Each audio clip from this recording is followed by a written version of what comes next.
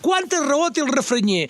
Després del popular gat per llebre, ara científics qüestionen la desextinció del llop terrible. Són llops grisos tonejats genèticament. Hòstia, tio. Senyor, són molt grossos, aquests llops. A veure, la comunitat científica diu que es tracta d'una modificació genètica d'alguns gens de 3 cadells de llops grisos que no els assimila completament a l'animal del Plestocè.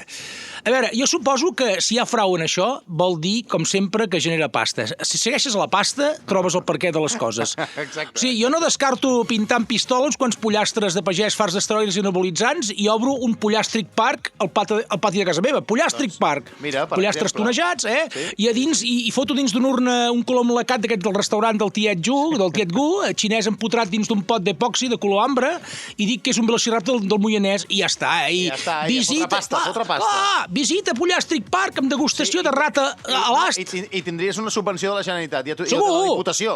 Llavors, mira, el cartell. Visita Pollàstric Park amb degustació de rata a l'ast amb guarnició de paneroles i cervesa ecològica de Purins. 487 euros, que és el que val una entrada de David Guetta a Eivissa. Ho sabies, això, tu, no? Sí, no, ara mateix no tenia. És que és meteorit ja, Saps què passa? Que si ho fas barat, la gent se'n malfia, després no ve, es pensa que no és bo, i això ja triomfa, tu, ja està, ja triomfa.